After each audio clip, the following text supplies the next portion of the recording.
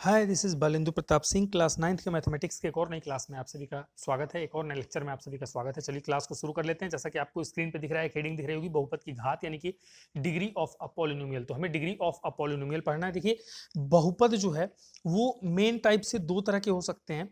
एक तो जो मैंने अभी पिछले लेक्चर में पढ़ा है, एक चर वाला बहुपद, यानी कि जिसको आप कह सकते हैं वन वेरिएबल, है ना। एक होता है एक से अधिक चर, दो या अधिक चर, दो या अधिक चर, दो या अधिक चर, या फिर आप कह सकते हैं टू और मोर वेरिएबल्स, टू और मोर वेरिएबल्स। तो दोनों में जो जो घात निकालने का तरीका है वो थोड़ा सा अलग है। तो सबसे पहले एक चर यानी कि वन वेरिएबल में बहुपद की घात देख लेते हैं, डिग्री ऑफ अ पॉलिनोमियल देख लेते हैं। आपके सामने कोई भी पॉलिनोमियल लिखा है, वो चाहे एक्स में, वाई में, चाहे जेड में, चूंकि एक चर में है तो एक ही चर होगा। जैसे suppose that 4x square plus 5x plus 9, ऐसा एक पॉलिनोमियल लिखा हुआ है। तो आपको क्या करना है, उस चर राशि पे मैक्सिमम पावर देखना है। जो मैक्सिमम पावर होती है किसी भी चर राशि पे, वही उस बहुपद की घात या फिर उस बहुपद की डिग्री होती है। जैसे कि यहाँ पे मैक्सिमम पावर x की कितनी है, 2 है। भाई यहाँ पे कुछ नहीं तो x पे 0 है, यहाँ पे x पे 1 है, यहाँ पे x पे 2 है। तो इसकी घात जो होगी, इसकी घात वो कितनी हो जाएगी, इसकी घात हो जाएगी 2। ठीक है। जैसे एक और पॉलिनोमियल में लिखता हूं, और भी पॉलिनोमियल में लिखता हूं। जैसे मैंने लिखा 5x पे 5 plus 9x square minus 4x minus 3। तो यहां पे आपको क्या करना है, देखना कि ये पॉलिनोमियल किसमें है, x में है। एक चर वाला पॉलिनोमियल है, एक चर वाला बहुपद है। इसकी डिग्री निकालनी है, इसकी घात निकालनी है। तो आप क्या करेंगे, x की मैक्सिमम पावर चेक करेंगे। यहाँ पे कुछ नहीं तो 0 होगा, यहाँ पे 1, यहाँ पे 2, यहाँ पे 5। मैक्सिमम पावर कितनी है, 5। तो उसकी जो डिग्री होगी या घात होगी वो भी कितनी हो जाएगी, 5 हो जाएगी। तो एक चर में अगर आपको बहुपद की घात या डिग्री ऑफ अ पॉलिनोमियल एक चर में अगर आपको निकालना है, तो सिंपली आप समझ लीजिए कि चर राशि की जो अधिकतम घात होती है, x है तो x की अधिकतम पावर। अगर y में होता, जैसे सपोज दैट अगर ऐसे होता 5y cube plus 3y square plus y minus 9।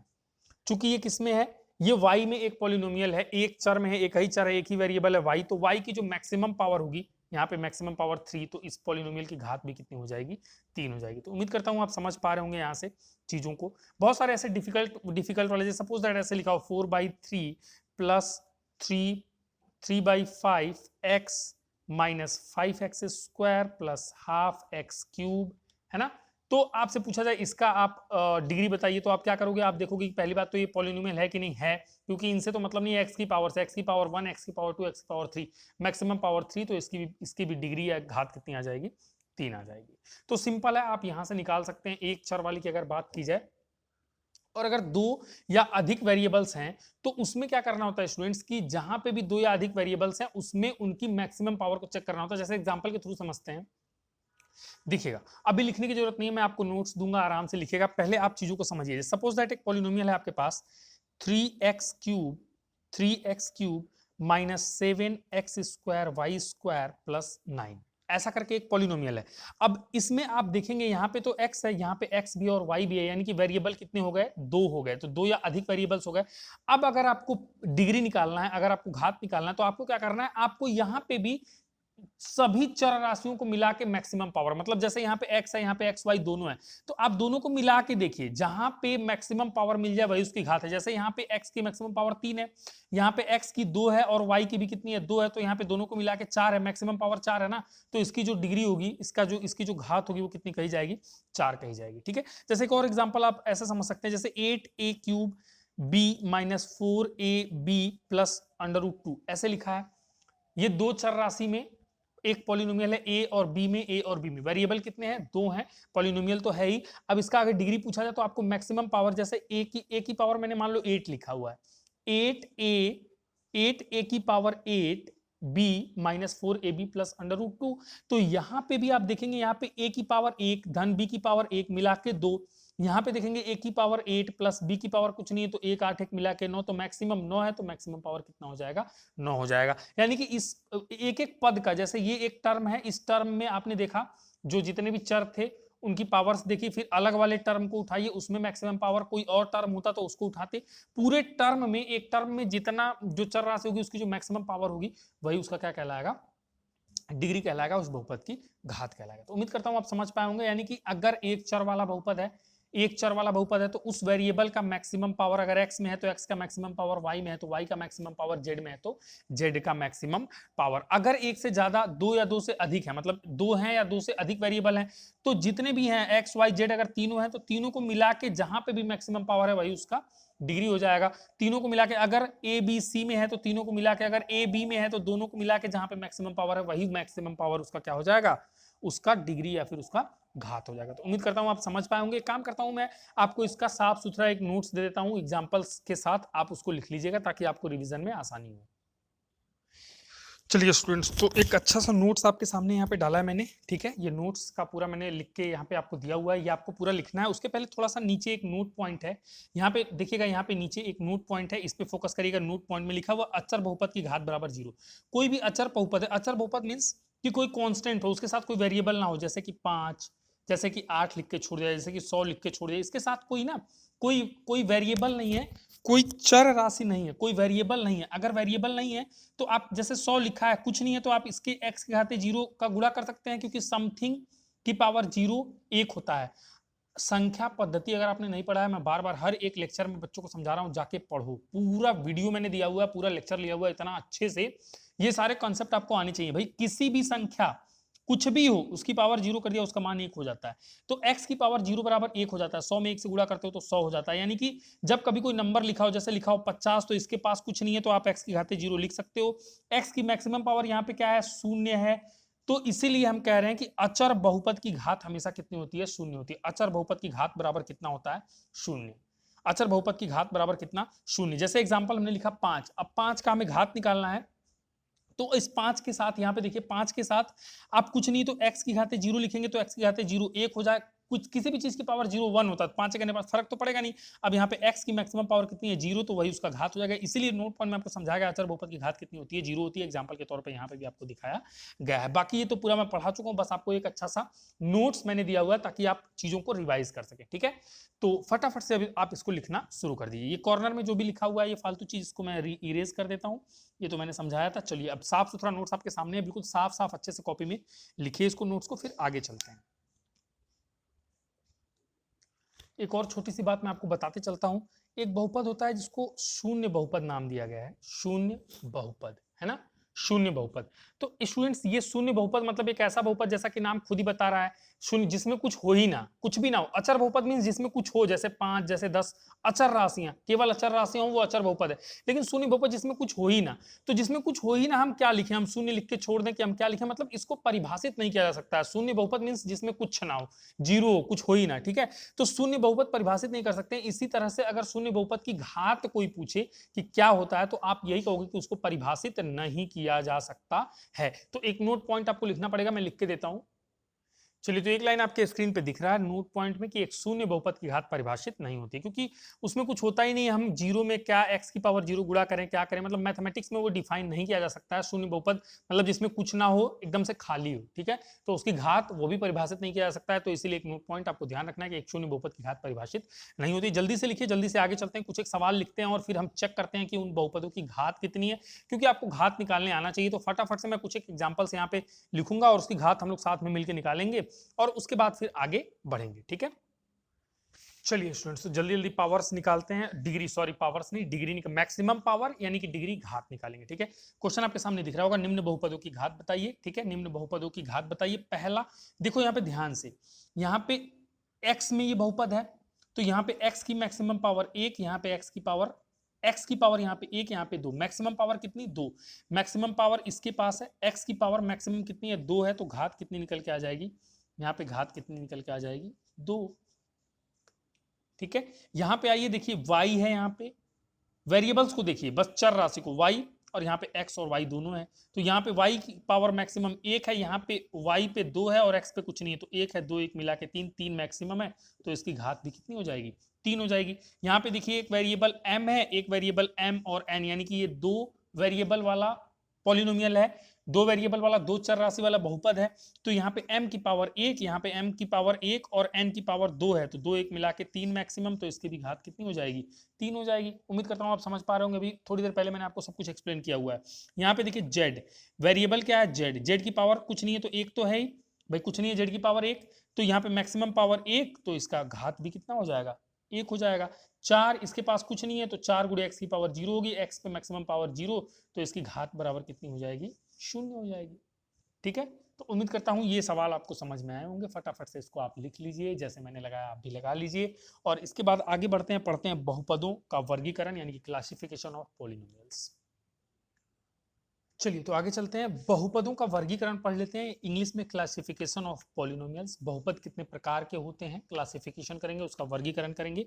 तो चूंकि बहुत सिंपल इसलिए मैंने पहले लिखा हुआ है, अभी समझा दूंगा, 1 सेकंड लगेगा। बहुपदों का वर्गीकरण मुख्यतः 2 प्रकार से किया जाता है। 2 प्रकार से मतलब 2 अलग अलग तरीके से बहुपदों का वर्गीकरण किया जा सकता है। पहला, पदों की संख्या के आधार पर, यानी कि टर्म्स के आधार पर।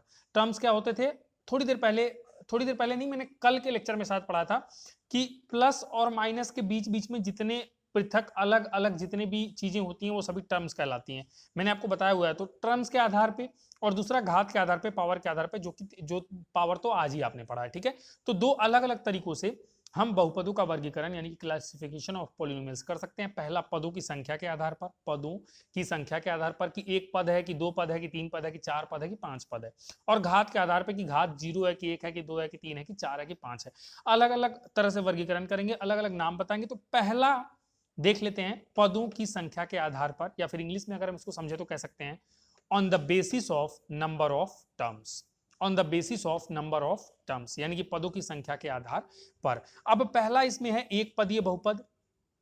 पहला इसमें है एक पदीय बहुपद। एक पदीय बहुपद को इंग्लिश में मोनोमियल कहते हैं, मोनोमियल। या फिर ये MIAL को अगर भूल जाओ, मोनो का मतलब ये होता है अकेला, एक। ठीक है, तो मोनोमियल, मोनोमियल का मतलब मोनो, अगर ये MIAL हटा देना, केवल मोनो दिख रहा है ना, मोनो का मतलब ये होता है हमेशा एक, अकेला। तो इंग्लिश के वर्ड से भी और हिंदी के वर्ड से खुद ये बता रहा है, एक पदीय बहुपद यानी कि जिसमें एक ही पद हो।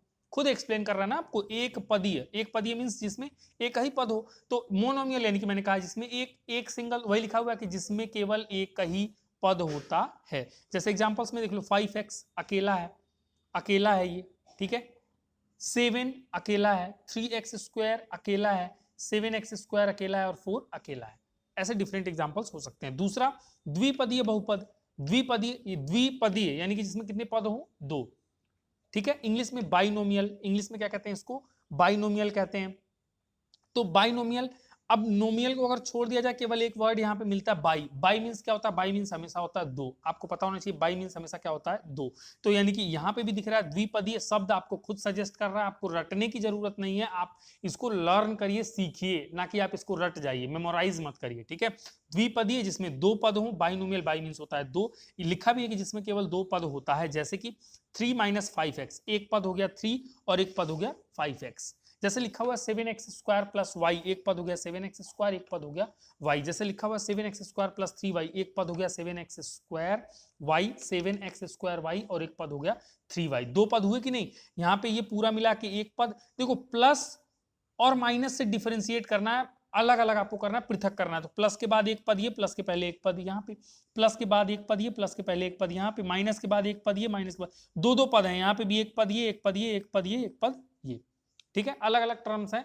तो यहाँ पे भी 2 टर्म है, यहाँ पे भी 2 टर्म है, यहाँ पे भी 2 टर्म है, 2 टर्म, इसलिए बाइनोमियल है। ठीक है, उम्मीद करता हूँ आपको समझ में आया होगा। अच्छा, ये पॉलिनोमियल किस में है, एक्स में है। ये किस में है, एक्स में है और वाई में है। एक्स में है और साथ के साथ वाई में है। ये पॉलिनोमियल किस में है, एक्स में है और वाई में है। ये पॉलिनोमियल वाई में है, ये पॉलिनोमियल जेड में है। चलिए पावर्स की बात कर लेते हैं, मैक्सिमम पावर यानी कि डिग्री, घात की बात करते हैं। यहाँ पे एक्स की मैक्सिमम पावर 1 है तो घात 1 होगी। यहाँ पे दिखेगा एक्स और वाई है, लेकिन मैं कह रहा हूं कि जितनी भी चर राशियां हैं उनकी मैक्सिमम पावर आप चेक करिए। तो यहाँ पे y पे 1 है, x पे 2 है, तो इसकी पावर 2 मैक्सिमम है, तो डिग्री यानी कि घात कितनी हो जाएगी, 2 हो जाएगी। यहाँ पे देखिए y की पावर 1, यहाँ पे x और y दोनों लोग का मिला के y पे 1 और x पे 2, तो 2 और 1 मिलके 3, अधिकतम 3, तो इसकी पावर, इसकी मैक्सिमम पावर 3, तो घात यानी कि डिग्री कितनी हो जाएगी, 3 हो जाएगी। जस्ट मैं आपको सिखा रहा हूँ, रिवाइज करा रहा हूँ। ठीक है, यहाँ पे y के घाते 30, मैक्सिमम यही है, तो घात 30 हो जाएगी। यहाँ पे z पे अधिकतम 23, जेड पे 2, अधिकतम 23 है, तो इसलिए इसकी डिग्री, इसकी घात कितनी हो जाएगी, 23 हो जाएगी। उम्मीद करता हूं आप समझ पा रहे होंगे। और टर्म्स इसमें कितने हैं, 2 हैं, एक 3 है, एक 5x है, 7x स्क्वायर, एक y, यहाँ पे 7x स्क्वायर y और 3y, ऐसे ही सब में 2 पद हैं, 2 टर्म्स हैं। तो आपको समझ में आया होगा। और ऐसे ही एक और आपको डिवीजन में कराऊंगा पदों की संख्या के आधार पर, पहला मोनोमियल और दूसरा बाइनोमियल, तीसरा मैं कराने जा रहा हूं आपको ट्राइनोमियल, ट्राइनोमियल या फिर त्रिपदीय यानी कि जिसमें तीन पद हो, जिसमें कितने पद हो, तीन पद हो, ठीक है। तो तीन टर्म्स वाला भी होगा, उसके भी एग्जांपल्स मैं कराऊंगा। पहले आप इसको साफ साफ लिख लीजिए, फिर चलिए आगे उसकी भी बात करते हैं। चलिए तो यहाँ पे ध्यान से देखिएगा, यहाँ पे तीसरा यहाँ पे डाला मैंने, अभी ऊपर की सारी चीजें वही है, तीसरा रफ करके मैंने आपको यहाँ पे बताया हुआ है, तो देख लीजिए जल्दी से, पहले समझ लीजिए फिर इसको बनाइएगा आप। त्रिपदीय बहुपद या फिर ट्राइनोमियल, ट्राइनोमियल यानी कि जिसमें तीन पद हों, केवल जिसमें केवल तीन पद हों, जैसे कि यहाँ पे देखिए x square plus 3x plus 2 लिखा है ना, एक पद हो गया एक्स स्क्वायर, प्लस के बाद एक पद हो गया 3x, प्लस के बाद 2, एक दो तीन पद हो गए। यहाँ पे भी देखिए एक दो तीन पद हो गए, माइनस एक्स स्क्वायर एक पद, प्लस एक्स दूसरा पद, प्लस करनी में 5 तीसरा पद, तीसरा टर्म, तो यहाँ पे भी तीन टर्म्स हो गए। यहाँ पे देखिएगा, यहाँ पे एक्स वाई यानी कि एक्स वाई, ये एक्स वाई में एक बहुपद है, यानी कि कितने वेरिएबल्स हैं, दो, लेकिन टर्म्स कितने हैं, एक तो ये हो गया करनी में 5, प्लस ये एक अलग टर्म हो गया करनी में 2xy², करनी में 2xy², ये अलग टर्म हो गया, और प्लस के बाद ये करनी में 3xy एक अलग टर्म हो गया। तो आप कहीं ना कहीं अगर ध्यान से देखो तो एक टर्म ये बना, एक टर्म ये बना, और एक टर्म ये बना, तीन टर्म बने हैं टोटल, ठीक है, टोटल तीन टर्म बने हैं, एक पूरा टर्म ये पूरा, ये प्लस प्लस प्लस और माइनस से जो डिफरेंशिएट हो जाता है, अलग अलग पृथक हो जाता है, अलग अलग हो जाता है, वही टर्म कहलाता है। आपको पढ़ाया है मैंने, तो आपको समझ में आ रहा होगा। यहाँ पे तीन पद है इसलिए ये ट्राइनोमियल है, ये भी।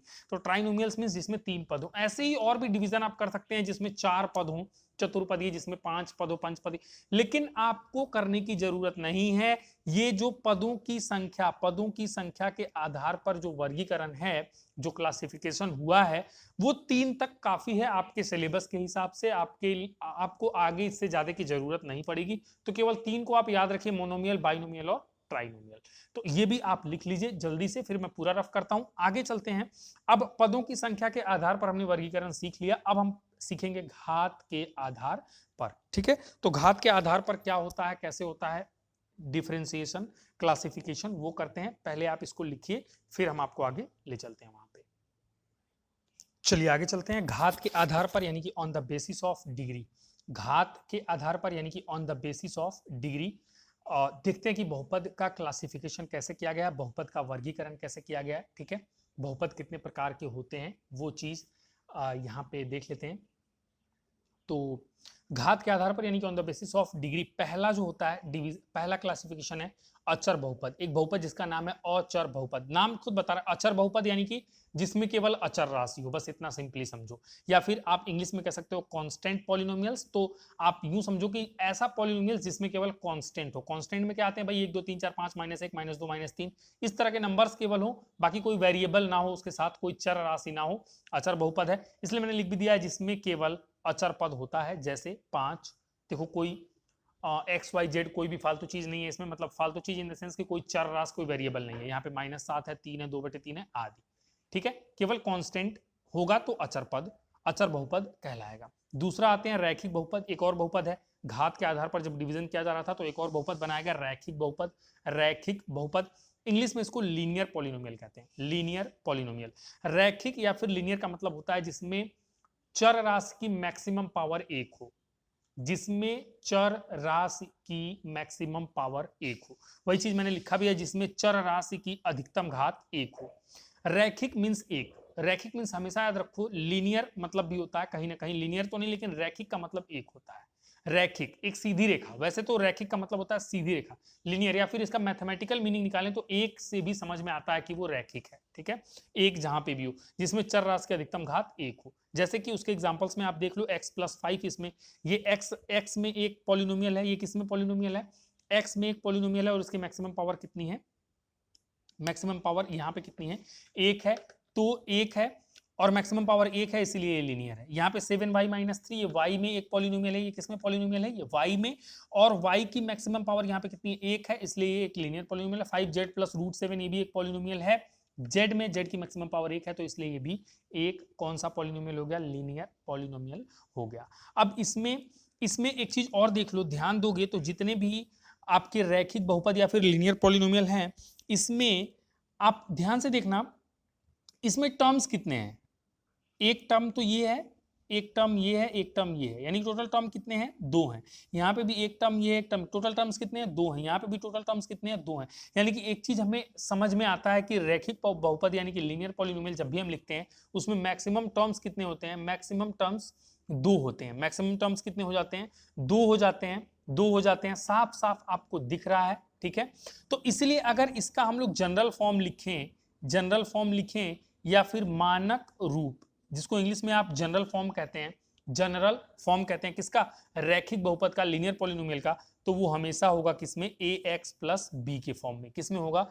ax प्लस बी के फॉर्म में। आप सभी को पता है a और b, a और b क्या होता है? a और b रियल नंबर होता है, कुछ भी हो सकता है।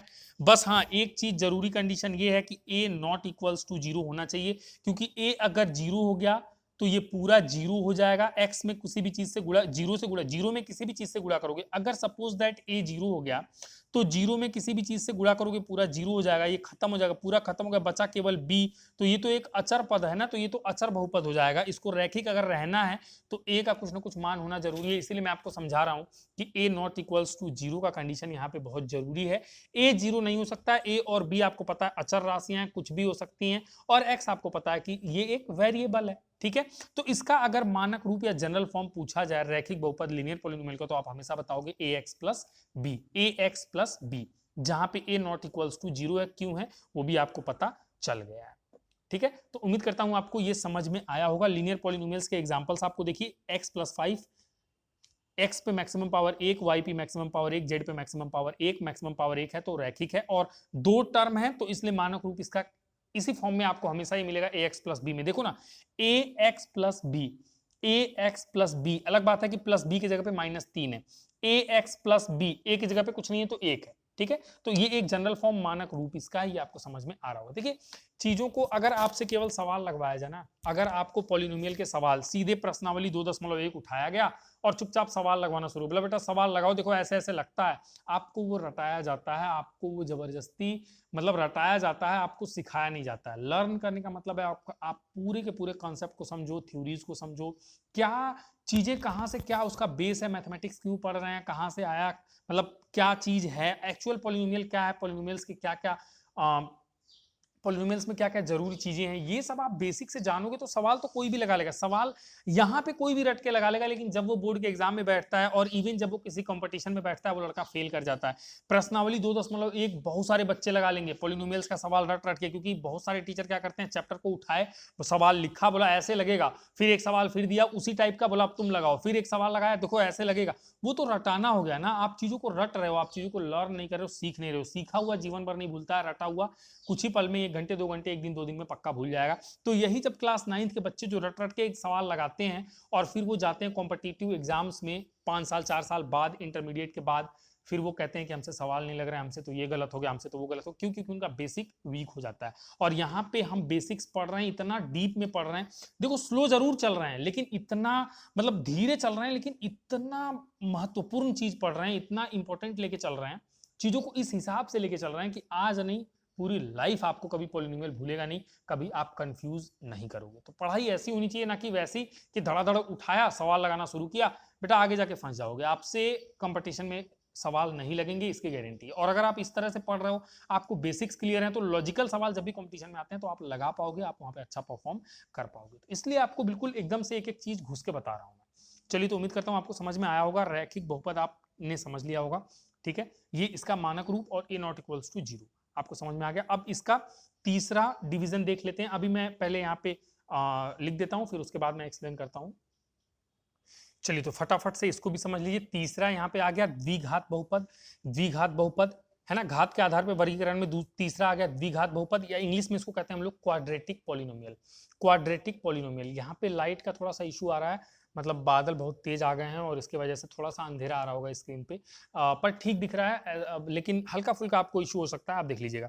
द्विघात बहुपद या फिर क्वाड्रेटिक पॉलिनोमियल, द्विघात बहुपद को इंग्लिश में क्वाड्रेटिक कहते हैं। क्वाड्रेटिक, क्वाड्रेटिक पॉलिनोमियल, ठीक है, क्वाड्रेटिक या यहां से आप सिंपली पकड़िए ना, द्विघात जिसकी घात अधिकतम 2 हो, द्विघात मींस जिसकी अधिकतम घात 2 हो, वही लिखा है जिसमें चर राशि की अधिकतम घात 2 हो, क्या कहलाता है, द्विघात बहुपद कहलाता है। जैसे में यहाँ पे देख लो y की मैक्सिमम पावर 2, ये एक बहुपद लिखा है, इसमें x पे 1, x पे 0, x पे 2, अधिकतम घात 2, तो इसलिए द्विघात बहुपद है, क्वाड्रेटिक पॉलिनोमियल। अगर इसका मानक रूप लिखा जाए, अगर इसका मानक रूप लिखा जाए, आप यहाँ पे ध्यान दे पा रहे होगे, तो यहाँ पे कितने टर्म है, 1 2 और 3, 3 टर्म है, यहाँ पे भी 1 2 और 3, 3 टर्म है, तो मैक्सिमम इसमें 3 टर्म्स आपको दिखाई दे रहे हैं। तो 3 टर्म्स अगर हैं तो यानी कि हमें मानक रूप बनाना पड़ेगा 3 टर्म वाला, तो इसका मानक रूप इस तरीके से आपको मिलता है, ax square plus bx plus c की तरह से, जहां पे कंपलसरी है a नॉट इक्वल्स टू 0, क्योंकि अगर ये 0 हुआ तो ये bx प्लस सी बचेगा, और bx प्लस सी अगर बचा तो ये तो bx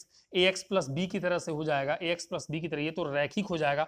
हमें अगर द्विघात चाहिए तो जरूरी है x पे मैक्सिमम पावर 2, ये 0 नहीं होना चाहिए, ये खत्म नहीं होना चाहिए, इसको बचाए रखने के लिए, इसको बनाए रखने के लिए a कुछ भी हो सकता है लेकिन 0 नहीं हो सकता, क्योंकि 0 होगा तो इसको खा जाएगा, ठीक है। तो इसलिए a 0 नहीं हो सकता है, मानक रूप 3 टर्म्स में बनाना था, इसलिए ऐसे ही बना पाएंगे हम लोग, ax square plus bx plus c से, ठीक है, ax square plus bx plus c से, जहां पे x की मैक्सिमम पावर 2 है, तो ये द्विघात बहुपद में आ जाएगा। और आप इनको देखिए ना, ax square plus bx plus c की तरह से हैं, ये भी ax square plus bx plus c की तरह से हैं, तुलना कर लोगे तो abc का मान भी यहां से निकाल सकते हो। यहाँ पे a 5 है, b माइनस 3 है, c 2 है, a 3 है, b माइनस 5 है, c कितना 3/2 है। तो उम्मीद करता हूं आपको बहुत ही अच्छे तरीके से यहां तक समझ में आया होगा। अभी हमारा घात के आधार पर on the basis of degree जो हमारा डिफरेंस क्लासिफिकेशन है वो खत्म नहीं हुआ है, लेकिन फिलहाल आप तीसरा द्विघात बहुपद क्वाड्रेटिक पॉलिनोमियल तक इसको लिखिए और जल्दी से इसको पूरा कीजिए,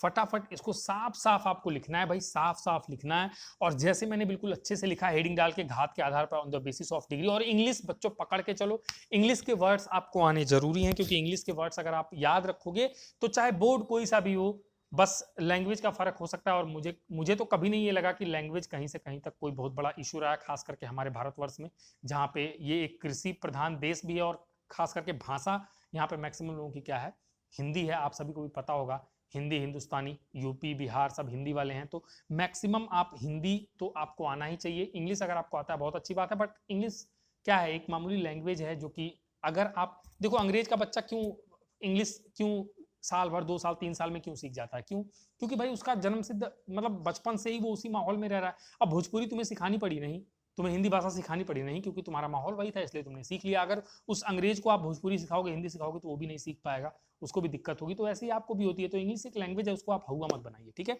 लेकिन फिर भी आगे जाके आपको परेशानी ना हो, थोड़ा सा पढ़ने में आसानी हो, कहीं ना कहीं मतलब चीजें इंग्लिश वाली थोड़ी सी आज के टाइम में आसान लगने लगी हैं लोगों को, तो इसलिए मैं इंग्लिश कभी छोड़ता नहीं हूँ। द्विघात बहुपद, क्वाड्रेटिक पॉलिनोमियल, रैखिक बहुपद, लीनियर पॉलिनोमियल, तो मैं पकड़ के चलता हूँ, ठीक है। ये पूरा आप अच्छे से साफ साफ लिखिएगा जैसे मैंने लिखा है, और मैं उम्मीद करता हूँ आपको समझ में तो आया ही होगा। अगर मजा आता है तो आप इस वीडियो को शेयर करिए, लोगों को बताइए कि पढ़ो भाई, क्या कर रहे हो जिंदगी में, पढ़ लिख के कुछ कर सकते हो, अदरवाइज फिर चीजें मुश्किल हो जाएंगी। और ये वीडियो भी देखते देखते आधे घंटे का हो ही गया है। अभी ये क्लासिफिकेशन घात के आधार पर on the basis of degree polynomials का डिवीजन, सॉरी क्लासिफिकेशन खत्म नहीं हुआ है। क्लासिफिकेशन करेंगे लेकिन नेक्स्ट क्लास में, अभी जो बचा हुआ क्लासिफिकेशन है उसको भी करेंगे, लेकिन नेक्स्ट क्लास में बचा हुआ क्लासिफिकेशन जैसे ही कर लेते हैं, प्रश्नावली 2.1 लगाने के लायक आप हो जाओगे, आप लगा सकते हो, अटेम्प्ट कर सकते हो, आपको प्रश्नावली यहाँ पे दिखा भी दी जाएगी। लेकिन मैंने जैसे कहा है कि मैं डिटेल में पढ़ाना पसंद करता हूँ बच्चों को, बेसिक से लेकर एडवांस लेवल तक कॉन्सेप्ट यहीं पे क्लियर हो जाएंगे, तो आगे आपको कभी भी दिक्कत नहीं होगी। तो आप थोड़ा सा हौसला रखिए, वैसे मैं पढ़ा देता, लेकिन मौसम खराब है और लाइट का थोड़ा सा इशू हो रहा है, लाइट है भी नहीं, और यहाँ पे बोर्ड पे भी आपको अंधेरा सा थोड़ा सा महसूस होगा, इसलिए मैं अपनी बात को यहीं पे खत्म करता हूँ। और क्लास को भी फिर मिलेंगे नए वीडियो में, एक नए लेक्चर में, नए क्लास के साथ, जहाँ पे हम घात के आधार पे और भी डिवीजन करेंगे, क्लासिफिकेशन करेंगे, on the basis of degree और भी क्लासिफिकेशन करेंगे, उसको आगे तक पढ़ेंगे। तो तब तक के लिए आप सभी लोग पढ़ते रहिए और खुश रहिए, थोड़ा सा मेहनत करिए। देखिए घंटे घंटे भर टाइम निकाल के, 2 घंटे भर टाइम निकाल के पढ़ना मेरे हिसाब से मुश्किल नहीं है। तो पढ़ेगा इंडिया तभी तो आगे बढ़ेगा इंडिया, आपको भी पता है। तो पढ़िए ध्यान से, चलिए, थैंक यू फॉर वॉचिंग।